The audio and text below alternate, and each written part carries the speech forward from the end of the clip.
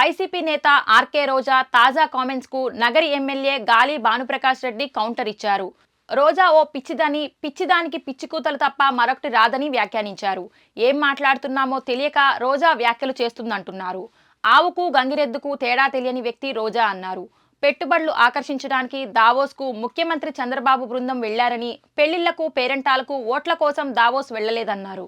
Red book రాజ్యాంగం వల్లే ఏపీకి పెట్టుబడి రాలేదని దావోస్కి వెళ్ళి కట్టుకథలు చెప్తున్నారని చెప్పి నిన్న రోజా పిచ్చిదానికి పిచ్చి కూతురు తప్పితే ఏమి రావు. దాని గురించి ఎంతసేపు మాట్లాడే టైం వేస్ట్. ఎందుకంటే ఆమెకి ఏం తెలిసావు, తెలిసిన వాళ్ళతో మాట్లాడితే మనం మాట్లాడచ్చు. ఇప్పుడు లాస్ట్ టైం కియా అంటే వాళ్ళు పెట్టారంట, ఇంకేం చెప్పాలి మనం? అంటే మనం ఏం మాట్లాడుతున్నాం ఒళ్ళు తెలియకుండా మాట్లాడేవాడికి ఏం చేయాలా? సమాధానం ఏ విధంగా చెప్పగలం? విజయసాయి రెడ్డి రాజీనామాకు సంబంధించి ఇంకా వాళ్ళ లీడర్షిప్ మీద నమ్మకం లేకనో, లేకపోతే ఇది ఆయనే చెప్పాడు కదా, ఇంకా వేరే చెప్పాల్సిన అవసరం ఉంది. వాళ్ళ లీడర్షిప్ మీద నమ్మకం లేకపోతున్నాడా అని మేము అనుకుంటున్నాం.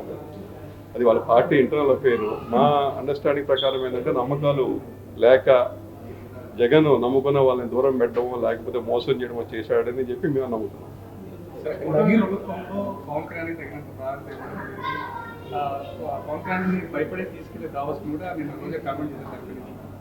చెప్తున్నాం కదా,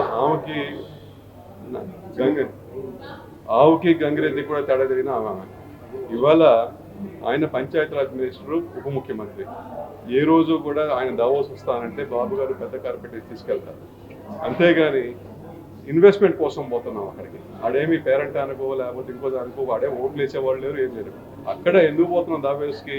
ఆంధ్రప్రదేశ్లో పెట్టుబడులు పెట్టండి, ఆంధ్రప్రదేశ్లో ఏదో విధంగా మనకు ఉద్యోగ కల్పన చేయండి అనే ఒక దాని మీద పోతున్నాం.